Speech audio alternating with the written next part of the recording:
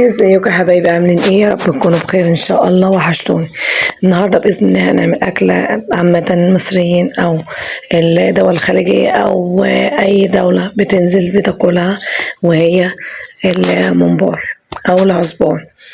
الممبار انتي بتجيبيه دلوقتي حاليا بقى يتنضف. الاول كنا بننضفه، وهقول لكم طريقة التنظيف برضك بتنضفيه ازاي. بتجيبيه تحطيه في طبق مية بملح بكربونات صوديوم، وتنقعيه شوية، وبعد كده تجرديه بالسكينة من المادة اللزجة اللي فيه بعد ما تقلبيه، وبعد كده تغسليه بملح خشن، وتغسليه بدقيق، وتنقعيه في ليمون.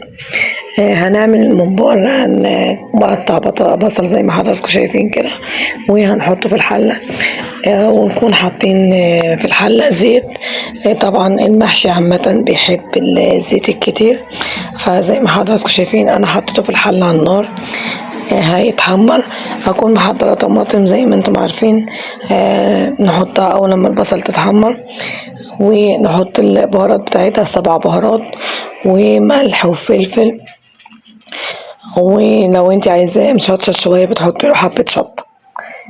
فبعد ما يتحمر واحط الصلصة هوريكم الطماطم عامة، هوريكم هيبقى عامل ازاي ان شاء الله.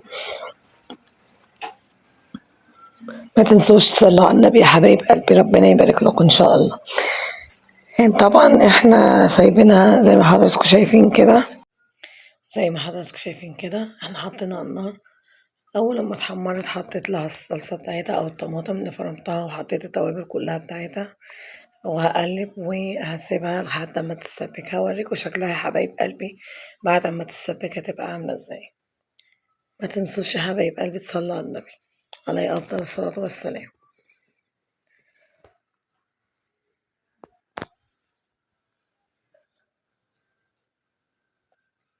الشكل بتاعها بعد ما اتسبكت، بن نكون محضرين الخضرة غسلينها، وغسلين الرز زي ما انت ما عايزة، وهوريكم بعد ما قلبتها هتبقى عاملة ازاي.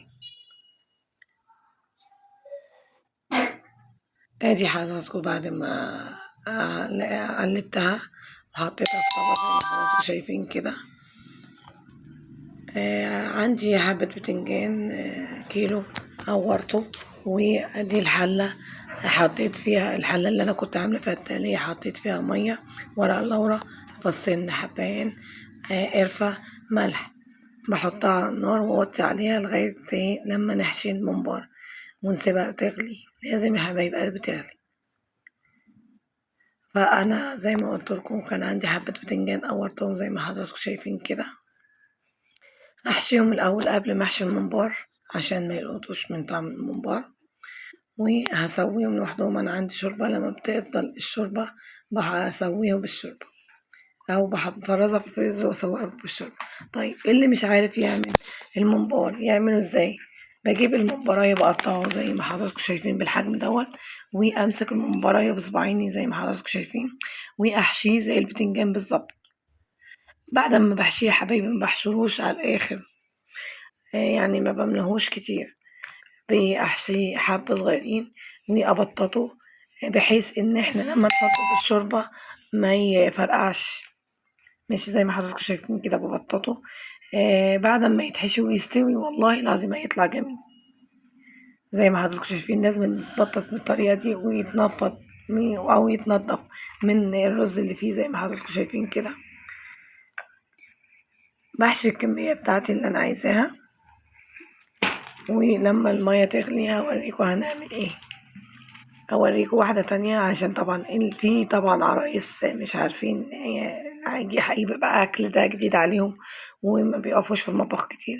هوريكم واحدة تانية من ممبار بتمسكيها بالصباعين كده. انا عن نفسي بعملها بالطريقة دي، وبحط فيها احشي فيها الرز زي ما حضراتكم شايفين كده زي الكوسة والبتنجان. وما بحشوش برضك يا حبايبي كتير عشان ما يفرقعش في المية لما يجي يستوي. امسحها من الرز كده،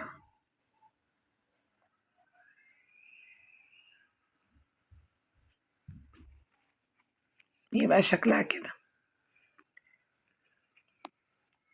بعد ما حشيت البتنجان جبت الشوربة اللي أنا كنت مخزناها في الفريزر، ما برميش أي شوربة، بحطها على النار لغاية لما تسيح وتغلي، وأسوي بيها أو أسقي بيها المحشي البتنجان أو أي محشي. انت كده كده ما عندكيش لحمة، فبيبقى عندك الشوربة فعادي. ودي المية بعد ما غليت يا حبايب قلبي. بعمل ايه؟ هوريكم انا بعمل ايه. بمسك المبراية من ناحيتين زي ما انتم شايفين كده واحطها، او لما بتتحط من في المية بتتقفل من ناحيتين زي ما انتم شايفين كده، وبتطلع الهواء بتاعها.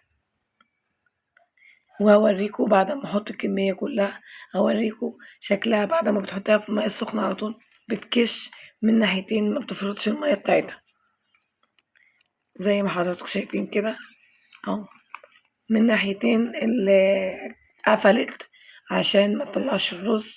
ماشي، هسيبها لحد ما تستوي يا حبايب قلبي.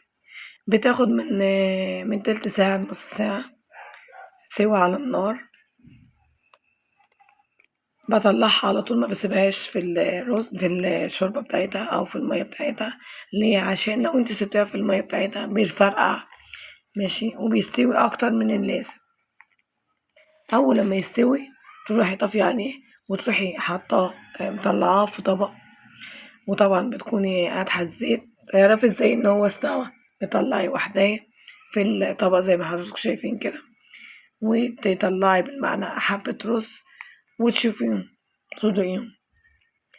استوى الرز يبقى كده هي استوت.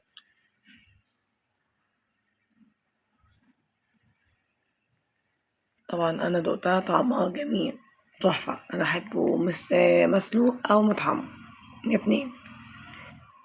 بألف هنا وشفا اللي هياكل.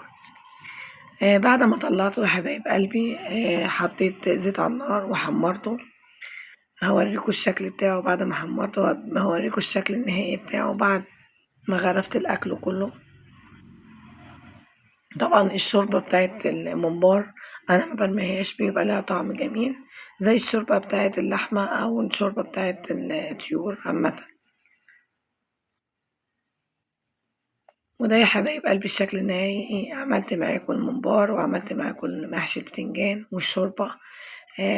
يا رب أكون ضيفة خفيفة عليكم وأكون عند حسن ظنكم. وإن شاء الله استنوني في أكلة جديدة أو في فكرة جديدة أو في أي حاجة جديدة إن شاء الله. لو في أي حاجة غلطتي فيها، أي حاجة ليكوا تعليق فيها، اكتبوها في كومنت وأنا تحت أمركم بإذن الله. لو في أي خطأ أنا بصلحه، أنا ما بزعلش من أي حاجة. ان شاء الله انتظروني باذن الله في اكله. بس ما تنسوش تعملوا لايك واشتراك للقناه عشان يوصلكم كل جديد.